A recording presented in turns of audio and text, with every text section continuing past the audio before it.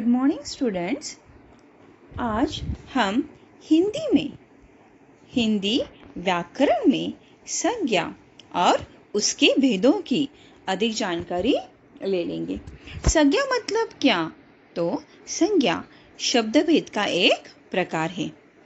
प्रयोग के आधार पर शब्द के दो भेद होते हैं, उसमें अविकारी और विकारी। तो विकारी शब्द भेद में संज्ञा, सर्वनाम, क्रिया और विशेषण, यह व्याकरण के प्रकार आते हैं। तो इन्हीं में से हम संज्ञा और उसके भेद, इनकी अधिक जानकारी लेने वाले हैं। संज्ञा मतलब क्या? जिस शब्द के द्वारा किसी व्यक्ति, वस्तु, स्थान अथवा भाव के नाम का बोध हो, उसे संज्ञा कहते हैं। व्यक्ति मतलब क्या? राम, मोहन, गणेश आदि। इसमें सीता, गीता इत्यादि नाम भी आते हैं। वस्तुओं में पानी, फल, पुस्तक आदि। प्राणी, मनुष्य, पशु, पक्षी आदि।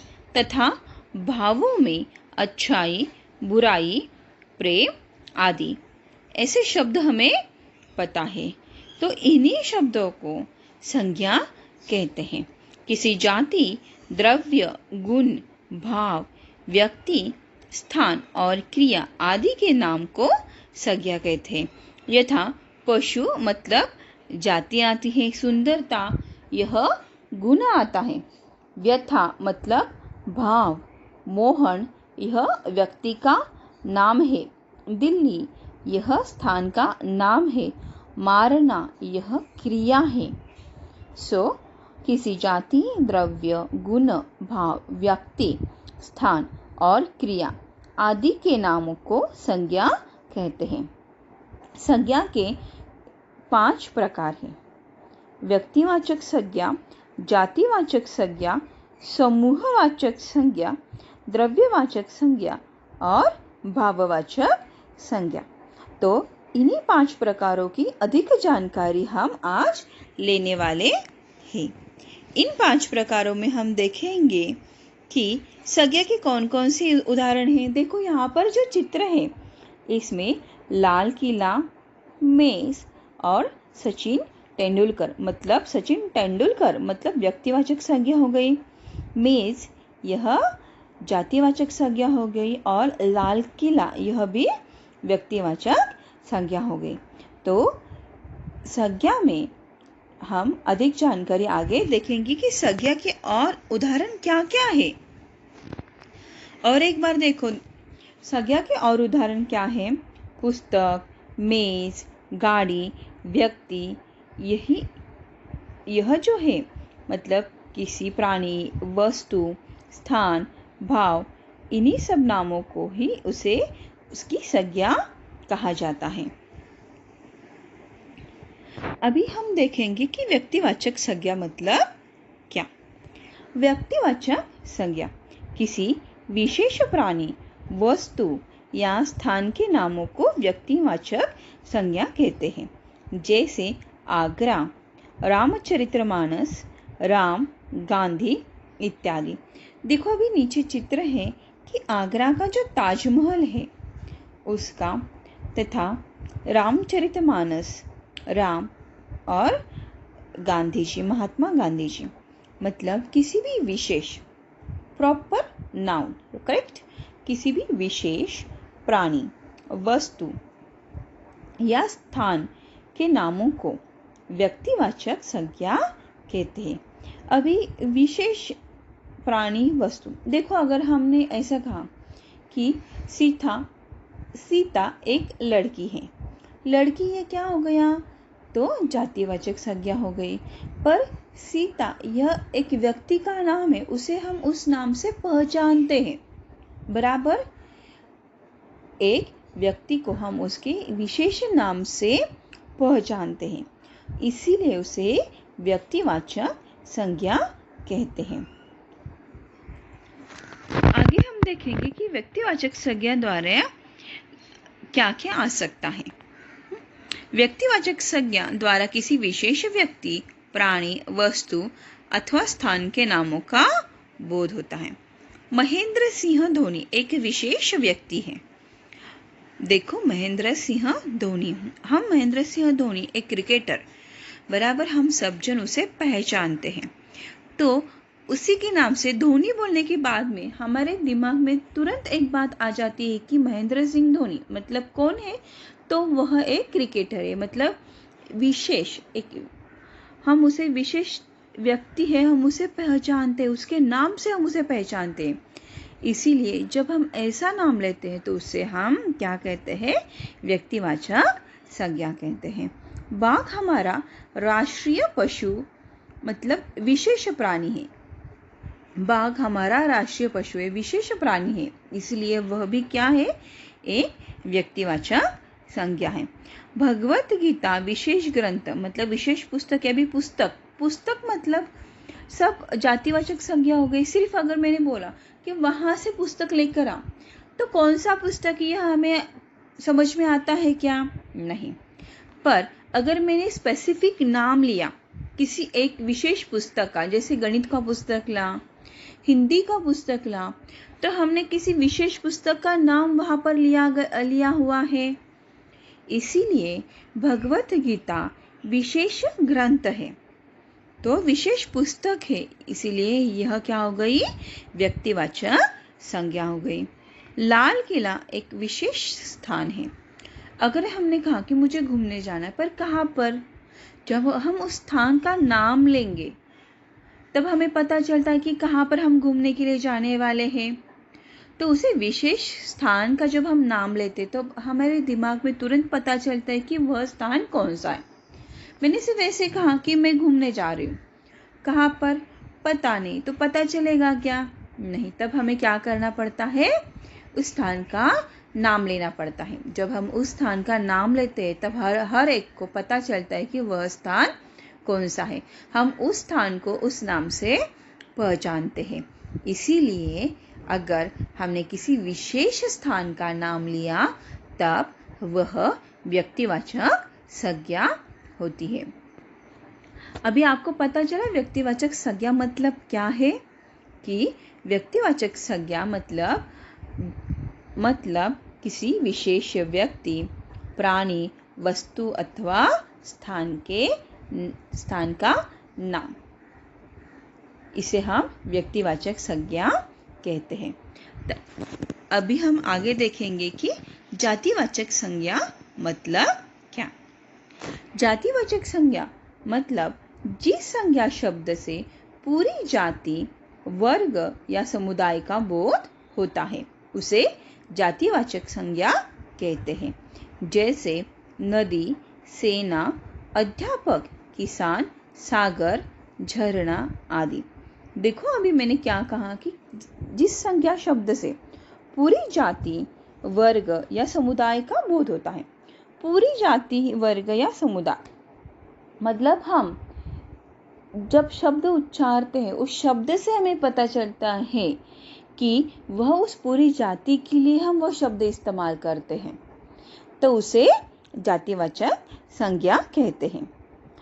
हम जब कहते हैं कि अध्यापक कक्षा में पढ़ा रहे हैं, अभी जब अध्यापक कक्षा में पढ़ा रहे हैं तब कौन से अध्यापक है हमने नाम नहीं लिया हुआ, सिर्फ मैंने ये कहा कि अध्यापक कक्षा में पढ़ा रहे हैं। अध्यापक मतलब पूरे अध्यापक वर्ग का उसमें समावेश होता है, इसीलिए अध्यापक यह शब्द जो है यह जातिवाचक संज्ञा हो गई। सागर, अभी सागर में भी हमने नाम लिया क्या? कौन से सागर के बारे में हम चर्चा कर रहे हैं? नहीं। तब जब हम सागर के बारे में बात करते हैं तब हम पूरे सागर के बारे में बात कर रहे हैं। सागर मतलब सी, राइट? सो अगर हमने किसी का नाम नहीं लिया है, किसी विशेष सागर का नाम, स्पेसिफिक नाम नहीं लिया गया है, तब यह क्या होता है? जातिवाचक संज्ञा होते हैं। जैसे कि अभी हमने देखा कि अध्यापक में हमने किसी भी अध्यापक का नाम नहीं लिया हो कि यह अध्यापक वहाँ पर पढ़ा रहा है, कि कौन सा अध्यापक वहाँ पर पढ़ा रहा है, वो हमने नाम नहीं लिया हुआ। इसीलिए सिर्फ अगर हमने अध्यापक यह शब्द इस्तेमाल किया तो वह जातिवाचक संज्ञा होता है। अभी देखो, मैंने कहा कि वहां पर पेड़ है, पर कौन सा पेड़ है? हम हर एक वृक्ष को पेड़ कहते हैं, वहां पर पेड़ है। अगर मैंने ऐसे कहा कि आम का पेड़ है, तब हमें पता चला कि वह कौन सा पेड़ है। पर पेड़ में सभी पेड़ आ जाते हैं, सभी उस जाति के पेड़ आ जाते हैं, मतलब उस वर्ग के पेड़ आ जाते हैं। इसीलिए वह क्या होता है? जातिवाचक शब्द हो जाता है, जातिवाचक संज्ञा का शब्द हो जाता है। सेना में भी हमने अगर देखा कि कौन सी सेना है, कौन सा मतलब वह कौन सी पलटन है, उसका नाम क्या है। अलग अलग सेना के अलग अलग पलटन्स को भी अलग अलग नाम रहते हैं, बराबर है। अगर वह नाम नहीं पता है, सिर्फ हमने कहा सेना, तो सेना में पूरी भारतीय सेना तथा पूरे जगह की सेना आ जाता है। उस शब्द के उस शब्द में पूरी इस सेना आ जाती है, बराबर। इसीलिए वह पूरे जाति का बोध होता है, पूरे जाति का, पूरे समुदाय का हमें उस शब्द से बोध हो जाता है। इसीलिए उसे जातिवाचक संज्ञा कहते हैं। अभी हम और जातिवाचक संज्ञा के उदाहरण देखेंगे कि कौन कौन से हैं। अभी यहाँ पर देखो कि जातिवाचक संज्ञा जिन शब्दों से एक ही प्रकार के प्राणियों, वस्तुओं तथा स्थानों के नाम का बोध होता है। देखो, दोनों भी व्याख्याओं में थोड़ी समानता है कि जिन शब्दों में एक ही प्रकार के प्राणियों, वस्तुओं तथा स्थानों के नाम का बोध होता है, वे जातिवाचक संज्ञा कहलाती है। अभी एक ही प्रकार के प्राणियों का, वस्तुओं का तथा स्थानों का नाम होता है। मैंने शहर कहा, मैं शहर जा रही हूँ।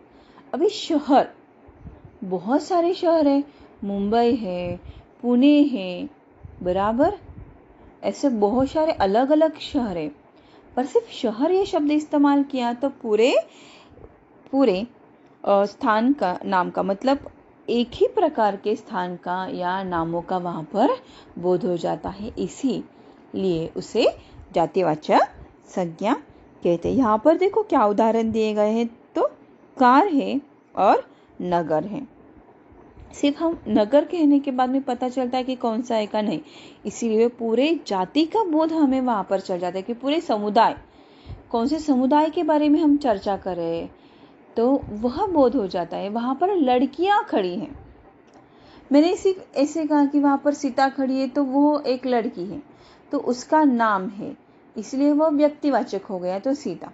पर वहां पर लड़कियां खड़ी है, मतलब वो पूरे समुदाय, पूरे लड़कियों के समुदाय को मैंने कहा कि वहां पर लड़कियां खड़ी है, इसीलिए वह क्या हो गई?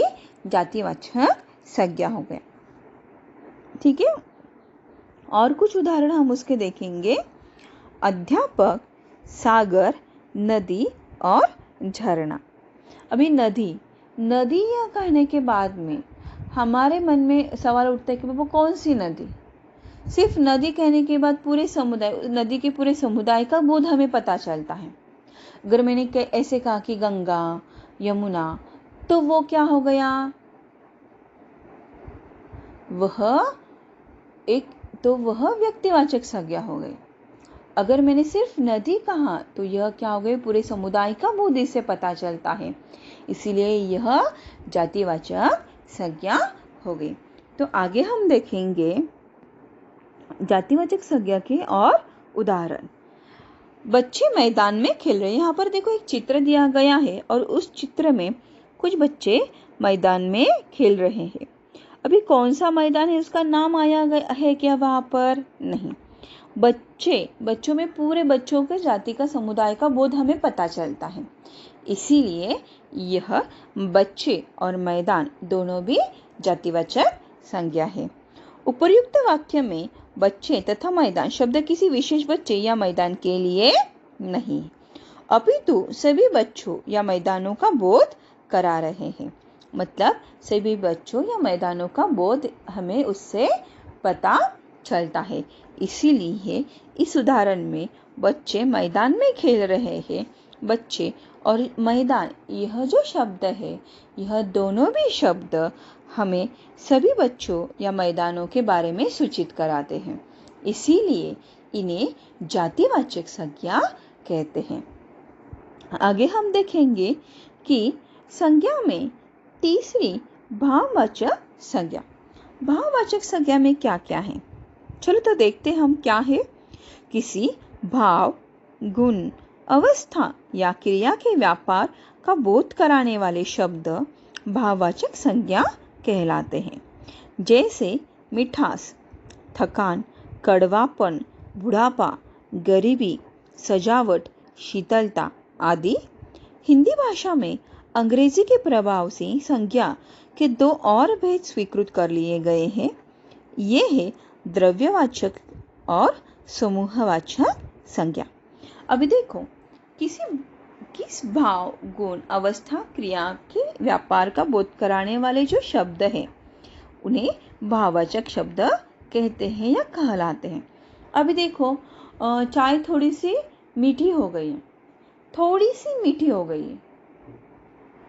हम कितनी है वो बता सकते हैं क्या? नहीं। उसे हाथ में ले सकते हैं क्या? नहीं। सिर्फ हम उसको वर्णन कर सकते हैं, हम उसके भावों के बारे में क्या बोध करा सकते हैं। थकान, मैं आज बहुत थक गई। थकान हमें दिखा सकती है क्या माँ? नहीं दिखा सकती। माँ ने अगर कहा कि मैं बहुत आज थक गई हूँ, मुझे ज़रा आज तंग मत करो, बराबर है। कितनी थक गई है, हम इसे मेजरमेंट ले सकते हैं क्या? नहीं ले सकते ना, बराबर है। तथा कड़वापन, अरे उसके अंदर बहुत कड़वापन भरा हुआ है। कितना, यह हम नहीं माप सकते हैं। हम जो हमारे मन के जो भाव है वह हम व्यक्त करते हैं, बराबर है। और यह जो है मन के भाव तथा गुण, किसी के गुणों के बारे में अगर जानकारी मिली, देखो अरे वो तो बहुत होशियार है, होशियार है ऐसा शब्द है, ये किसी का गुण है, वह बहुत ही अच्छा लड़का है। अच्छा, यह उस लड़के के बारे में, उसके गुणों के बारे में मैंने बात की है, यहाँ पर चर्चा की है, बराबर है। तो इसके बारे में हम जब चर्चा करते हैं या किसी अवस्था के बारे में, मतलब अरे अब तो बुढ़ापा आ गया, अब तो बुढ़ापा आ गया। गरीबी का क्या कहना, गरीबी, सजावट, शीतलता, ये जो शब्द है, यह जो शब्द है इन्हें हम माप नहीं सकते हैं, बराबर है। यह जो शब्द है किसी के भावों को दर्शाता है, किसी के गुणों को दर्शाता है या अवस्था को दर्शाता है। इसीलिए इन शब्दों को भाववाचक संज्ञा कहते हैं। अभी हिंदी में जो 3 मुख्य भेद है, इन्हीं 3 मुख्य भेदों में और 2 भेद स्वीकृत कर लिए हैं। वह 2 जो भेद है वह है द्रव्यवाचक संज्ञा और समूहवाचक संज्ञा। अभी द्रव्यवाचक संज्ञा और समूहवाचक संज्ञा के बारे में अधिक जानकारी लेने से पहले हम भाववाचक संज्ञा के कुछ उदाहरण भी देखते हैं। भाववाचक संज्ञा, यह क्रोध, देखो यहाँ पर जो चित्र है उसमें क्रोध के बारे में दर्शाया गया है। कोई इंसान जब गुस्सा होता है तो उस गुस्से को हम मेजर नहीं कर सकते हैं। तो क्रोध, मित्रता, दया, वीरता, यह जो है यह भाववाचक संज्ञा के कुछ उदाहरण हैं, बराबर है। तथा और कुछ उदाहरण हम देखेंगे। मिठास, थकान, बुढ़ापा, गरीबी और सजावट। हमने अभी बात की कि भावों के बारे में हम सिर्फ बात कर सकते हैं, चर्चा कर सकते हैं। उसे छू सकते हैं क्या? कितना थक गया है इंसान, हम उसे छू कर ऐसे बोल सकते हैं कि इतना थक गया है। जैसे कि जब हम टेम्परेचर मेजरमेंट करते हैं, बराबर है, तो कितना है? 100, 50, 60 हम बता सकते हैं। थकान कितनी है हम बता सकते हैं क्या? नहीं बता सकते ना। मीठापन कितना है? नहीं बता सकते हम। थोड़ी ज़्यादा, चाय थोड़ी ज़्यादा मीठी होगी, पर कितनी वो हम नहीं बता सकते। वह किसी के भावों के बारे में, गुणों के बारे में, अवस्था के बारे में जब हम चर्चा करते हैं, उसके लिए जब हम किसी शब्द का इस्तेमाल करते हैं, तब उसे भाववाचक संज्ञा कहते हैं। तो आगे हम देखेंगे कि जो द्रव्यवाचक संज्ञा है, द्रव्यवाचक संज्ञा मतलब क्या? जिन संज्ञा शब्दों से किसी द्रव्य या पदार्थ का बोध होता है, उन्हें द्रव्यवाचक संज्ञा कहते हैं। जैसे दूध, पानी, चांदी, तेल, चावल इत्यादि। राइट? मतलब जिन संज्ञा शब्दों से किसी द्रव्य पदार्थ का बोध होता है। द्रव्य पदार्थ मतलब जो भी थिंग्स है, राइट? जैसे कि अभी उन्हें द्रव्यवाचक संज्ञा कहते हैं। दूध, पानी, चावल, तेल, चांदी आदि, यह जो सब है द्रव्यवाचक संज्ञा है। तो द्रव्य पदार्थ का जब हम बोध कराने के लिए हम उसका नाम लेते हैं, बराबर। देख वहां पर दूध है, पानी, मेरे लिए एक गिलास पानी लेकर आ जा। तो पानी, चांदी, यह जो शब्द है द्रव्य के बारे में, द्रव्य पदार्थ है, मतलब किसी पदार्थ का हम वहां पर नाम लेते हैं। जब हम पदार्थ का नाम लेते हैं, तब वहां पर द्रव्यवाचक संज्ञा होती है। तो आगे हम देखेंगे कि द्रव्यवाचक संज्ञा के उदाहरण कौन कौन से हैं। दूध, पानी, चांदी, चावल, तेल आदि, यह जो है द्रव्यवाचक संज्ञा के उदाहरण हैं। ठीक है, तो अब हम आगे देखेंगे कि समूहवाचक संज्ञा मतलब क्या। जिन संज्ञा शब्दों से एक ही जाति के व्यक्तियों के समूह का बोध होता है, उन्हें समूहवाचक संज्ञा कहते हैं। जैसे मेला, सभा, सेना, भीड़, झुंड, गिरोह आदि। देखो, समूह के बारे में जब हम बात करते हैं, बराबर है, मतलब जिन संज्ञा शब्दों से एक ही जाति के व्यक्तियों के समूह का बोध होता है, एक ही जाति के व्यक्तियों का समूह का बोध होता है, उन्हें समूहवाचक संज्ञा कहते हैं। जैसे कि सेना मतलब हमारे दिमाग में तुरंत ही चला जाता है कि सेना मतलब हमारे दिमाग में तुरंत आता है कि कौन से कपड़े रहते हैं इस सेना के, उन कपड़ों का वर्णन तथा वो चित्र हमारे मस्तिष्क में तुरंत आ जाता है। भीड़, झुंड, गिरोह, अभी इनके समूह को जब हम किसी भी जाति के व्यक्तियों को समूह का बोध कराते वक्त जिस शब्द का इस्तेमाल करते हैं, तब उसे समूहवाचक संज्ञा कहते हैं। अभी इसमें से क्या क्या हम देख सकते हैं? देखिए, इसमें उदाहरण कौन कौन से हैं। मेला में क्या आ जाता है? देखो, हमने मेला देखा यहाँ पर कि यहाँ पर एक गांव में एक मेला लगा हुआ है। सभा, अभी हम सबको पता है कि जब सभा भरती तो बहुत सारे इंसान वहाँ पर जमा हो जाते हैं। तो ऐसे सभा का यहाँ पर एक चित्र दिया गया है। भीड़, सेना, बराबर है। तो मेला, सभा, भीड़, सेना आदि शब्द का जब हम इस्तेमाल करते तो यह जो शब्द है, यह समूहवाचक संज्ञा अभी देखो बच्चों, अभी हमने देखा कि संज्ञा के कितने भेद हैं।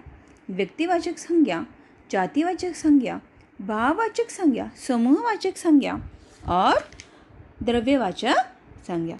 अभी यह जो हमने सभी भेद देखे हैं, इन्हीं सभी भेदों की जानकारी हम अभी अलग अलग उदाहरणों से ले लेंगे कि कौन से उदाहरण में, कौन से वाक्यों में संज्ञा का कौन सा रूप तथा भेद वहाँ पर आ जाता है। अभी देखो, ये जो पहला है, राम अयोध्या के राजा थे। राम, अयोध्या, यह दोनों अगर हमने पढ़ा, इन दोनों शब्दों को अगर हमने पढ़ा तो इन दोनों शब्दों में हमें पता चलता है कि किसी विशेष व्यक्ति का नाम आया है। हम सबको पता है कि भगवान राम मतलब वह विशेष व्यक्ति का नाम है और अयोध्या एक नगर का नाम है। इसीलिए किसी विशेष व्यक्ति या किसी विशेष नगर का जब हम नाम लेते हैं या नाम आ जाता है किसी वाक्य में, तो उन दो शब्दों को हम क्या कहते हैं, राम और अयोध्या, यह दोनों भी क्या हो गए, व्यक्तिवाचक संज्ञा हो गए। दूसरा जो उदाहरण है, कुरान पवित्र ग्रंथ है। अभी देखो, अगर मैंने ग्रंथ कहा, वहाँ पर ग्रंथ रखे हुए, तो ग्रंथ क्या हो गया, जातिवाचक संज्ञा हो गई। पर कुरान पवित्र ग्रंथ है। कुरान यह किसी विशेष ग्रंथ का नाम है। इसीलिए अगर विशेष ग्रंथ का नाम आया तो क्या आता है, वहाँ पर व्यक्तिवाचक संज्ञा आ जाता है। उसके बाद हम देखेंगे कि लड़के खेल रहे हैं। लड़के, यह हम सबको पता है कि पूरी जाति का बोध लड़के इस शब्द से हमें हो जाता है। अगर शब्द से हमें पूरी जाति का बोध हो जाता है तब वहाँ पर कौन सा भेद होता है, तो जातिवाचक संज्ञा होता है। मनुष्य को समय का महत्व, घोड़े दौड़ रहे हैं। घोड़े दौड़ रहे हैं। अभी घोड़े पूरे घोड़ों की जाति का बोध घोड़े इस शब्द से हमें हो जाता है। इसीलिए घोड़े, यह जो शब्द है, यह जातिवाचक संज्ञा है। उसके बाद मनुष्य को समय का महत्व समझना चाहिए। अभी मनुष्य मतलब मनुष्य, इस शब्द से हमें मनुष्य की पूरी जाति का बोध होता है, बराबर है, होता है ना। इसीलिए मनुष्य यह जो है वह जातिवाचक संज्ञा है। उसके बाद का उदाहरण देखो, किशोरावस्था में सभी उत्साहित रहते हैं। यह अवस्था के बारे में हमने बताया है। यहाँ पर किसी के भावों के बारे में, गुणों के बारे में या अवस्था के बारे में जब हम बात करते हैं तब वहाँ पर भाववाचक संज्ञा होती है। इसीलिए किशोरावस्था यह जो है भाववाचक संज्ञा है। उसके बाद का अगर हम उदाहरण देखें तो इस तालाब में गहराई अधिक है। गहराई, यह भी क्या है, भावों के बारे में, मतलब गुणों के बारे में। अगर हम चर्चा करते किसी भाव के बारे में, गुण, दोष, दशा के बारे में जब हम बात करते, इसीलिए जब हम शब्द इस्तेमाल करते हैं तो उसे क्या कहते हैं, भाववाचक संज्ञा कहते हैं। इसीलिए गहराई, यह जो शब्द है वह भी कौन सा है, तो भाववाचक संज्ञा है। 2 किलो आटा दीजिए। 2 किलो आटा दीजिए। अभी यह किसी पदार्थ का नाम है। आटा, यह जो है पदार्थ का नाम है। इसीलिए यह क्या हुआ, द्रव्यवाचक संज्ञा है। यह हार सोने का है। सोने का, सोना मतलब भी पदार्थ का नाम है। इसीलिए यह भी क्या है, द्रव्यवाचक संज्ञा है। गाय का दूध कितने रुपए लीटर है। दूध, यह भी क्या है, पदार्थ का नाम है। इसीलिए यह भी क्या हुआ, द्रव्यवाचक संज्ञा हो गई। अगर हम देखें तो जातिवाचक संज्ञा और व्यक्तिवाचक संज्ञा में देखो अलग अलग उदाहरण कैसे तैयार हो जाते हैं। कि देखो, अगर पाठशाला कहा तो जातिवाचक संज्ञा हो गई बराबर, क्योंकि पूरे पाठशाला का बोध हमें उस शब्द से हो जाता है। पर अगर मैंने ऐसे कहा कि सरहद पाठशाला, तो सिर्फ सरहद इस शब्द से हमें पता चलता है कि एक विशेष पाठशाला के बारे में हम बात कर रहे हैं, इसीलिए यह क्या हो गया, व्यक्तिवाचक संज्ञा हो गई। उसके बाद में नदी, अगर नदी के बारे में मैंने बताया तो नदी यह क्या है, पूरे जाति का हमें बोध होता है, इसीलिए वह क्या है, जातिवाचक संज्ञा है। पर अगर मैंने कहा कि गंगा नदी, तो गंगा नदी कहने के बाद में गंगा नदी यह जो शब्द है, इससे हमें एक विशेष नदी के बारे में पता चलता है, इसीलिए यह क्या है, व्यक्तिवाचक संज्ञा है।